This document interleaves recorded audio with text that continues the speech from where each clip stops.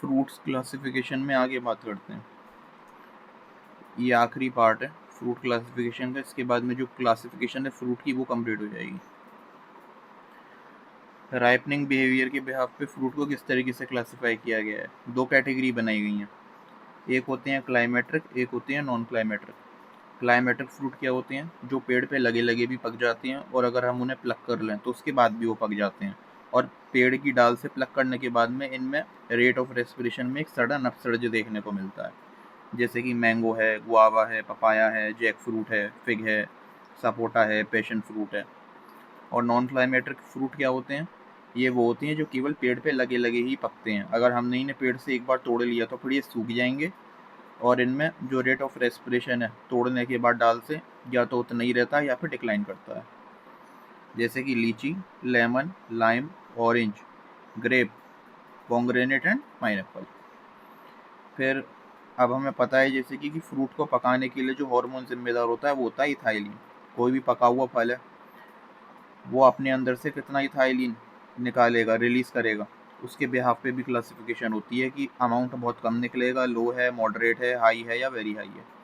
जैसे सिट्रस है, ग्रेप है, पोमग्रेनेट है, तो इसमें से काफ़ी कम इथाइलिन निकलता है। पाइनएप्पल से भी कम निकलता है। ये जो है, अगर हम मॉडरेट की बात करें, इथाइलिन के रिलीज का मॉडरेट अमाउंट वो हमें देखने को मिलता है बनाना, फिग, गुआवा और मैंगो से। एवोकाडो और पपाया से जो है इथाइलिन की मात्रा थोड़ी ज़्यादा निकलती है, और पैशन फ्रूट और सपोटा से सबसे ज़्यादा इथाइलिन रिलीज होता है। किसी भी पके हुए फल के बराबर में आप कोई कच्चा फल रख दो वो पक जाएगा। क्यों? क्योंकि पका हुआ फल अपने अंदर से इथाइलिन रिलीज करता है, इसलिए हम इथाइलिन को राइपनिंग हार्मोन बोलते हैं। बियरिंग बिहेवियर के बिहाफ पे बात करूँ तो तीन तरीके की बियरिंग होती है, टर्मिनल बियरिंग, एक्सिलरी और मिक्स्ड बियरिंग।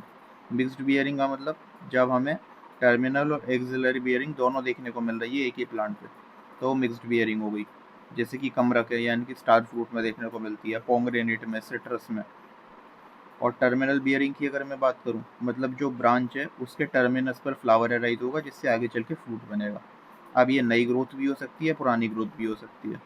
अगर नई ग्रोथ पे फ्रूट आता है तो वो आपकी हो जाएगी नई ग्रोथ के रिलेटेड टर्मिनल बियरिंग, जैसे कि लॉकार्ट, बेल और पिकानट में देखने को मिलता है। लेकिन टर्मिनल बियरिंग में ही जो ओल्ड ग्रोथ पर फ्रूटिंग होती है टर्मिनस पे, वो देखने को मिलती है हमें मैंगो और लीची में। एक्सिलरी बियरिंग की अगर मैं बात करूं, पहली बात तो एक्सिल का मतलब क्या है, लीफ और ब्रांच के बीच का जो पोर्शन रहता है उसको एक्सिल बोलते हैं। अब यहाँ पे भी नई ग्रोथ पे भी फ्रूट आ सकता है, ओल्ड ग्रोथ पे भी आ सकता है। ओल्ड ग्रोथ पे आएगा तो उसके एग्जाम्पल क्या है, जैसे एप्पल है, पीच है, पियर है, प्लम है, इमली है, हेजलनट है। और नई ग्रोथ पर किस में आएगा, मोरस है, इसके अलावा फिग है, फालसा है, बेर है, गुआवा है, आंवला है, सपोटा है, करौंदा है। मोरस यहाँ पे मोरस अल्बा के लिखा गया है जो कि मलबरी है। इसके अलावा हम आगे बात करें, एक्सिलरी का मतलब याद रखना। एक्सिल का मतलब ये है कि लीफ और ब्रांच के बीच में जो एंगल बन रहा है ना, उधर से जो आपका ग्रोथ आ रही है और उस पर जो फ्रूटिंग आपकी बन रही है। अब हम एक एक करके कुछ इंपॉर्टेंट फ्रूट्स जो हैं, जो यहाँ पे फोटो आपको दिख रही है, इनके बोटेनिकल नेम वगैरह, फैमिली और क्रोमोसोम नंबर की बात कर लेते हैं। जैसे कि एवोकाडो, कितने क्रोमोसोम होते हैं, 24। फैमिली क्या है, लोरेसी, पर्सिया, अमेरिकाना बोटेनिकल नेम होता है। बनाना की बात करूँ तो मूसा पैराडीसिया का मूसेसी फैमिली है और 22, 33 या 44 क्रोमोसोम होते हैं। एप्रिकॉट की बात करें तो प्रूनस आर्मेनिया का फैमिली क्या है, रोजेसी, कितने क्रोमोसोम, 16। लॉकार्ट की बात करूँ वो भी रोजेसी में ही आएगा, 34 क्रोमोसोम होते हैं। एरियो बॉटराइना जैपोनिका लॉकार्ट का बोटेनिकल नेम होता है। पीच की अगर मैं बात करूँ, प्रूनस बर्सिका क्या है फैमिली, रोजेसी है, 16 क्रोमोसोम है। जबकि अगर आप पियर की बात करोगे तो उसका बोटेनिकल नेम पायरस कम्युनिस होता है, ये ध्यान रखना। वुड एप्पल की बात करें तो लेमोनिया एसिडिसीमिया फैमिली क्या है, रोटेसी, कितने क्रोमोसोम, 18। फिग की बात करें तो फाइकस कैरेका मोरेसी फैमिली, कितने chromosome, 26। Custard apple Annona squamosa Annonaceae family, कितने, 14 क्रोमोसोम। ग्रेप फ्रूट की बात करूँ तो सिट्रस पैराडीसिया का रोटेसी फैमिली, कितने, 18 क्रोमोसोम।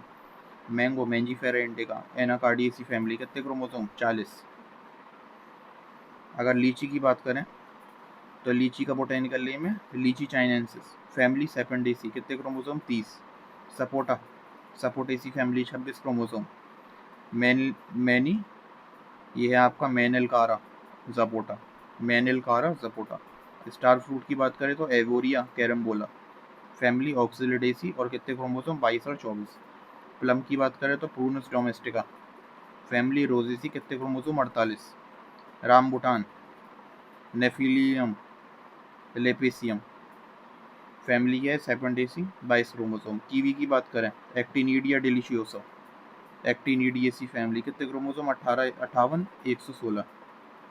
गुआवा की बात करें सीडियम गुआजावा मेटेसी फैमिली है 22 क्रोमोसोम है। इसके अलावा आपका जामुन जो है वो भी आपका मेटेसी फैमिली में आता है। पाइनएप्पल फैमिली क्या है ब्रोमिलेसी 50 क्रोमोसोम और एनानास कोमोसस इसका बोटानिकल नेम है। स्ट्रॉबेरी की बात करें फैमिली क्या है रोजेसी, ऑक्टाप्लॉइड है 56 क्रोमोसोम है। फ्रेगरेरिया अनानास हम बोलते हैं क्योंकि दो अलग अलग स्पीसी के क्रॉस से मिल करके बना है स्ट्रॉबेरी। स्ट्रॉबेरी नेचुरल नहीं है, ये मैन मेड है, ये ध्यान रखना। मैन मेड फ्रूट कौन सा है, वो है स्ट्रॉबेरी। ऐसे ही जो किन्नू है वो भी आपका मैन मेड है, जो कि किंग और विलो लीफ के क्रॉस से बनाया गया है। HB फ्रॉस्ट ने बनाया था।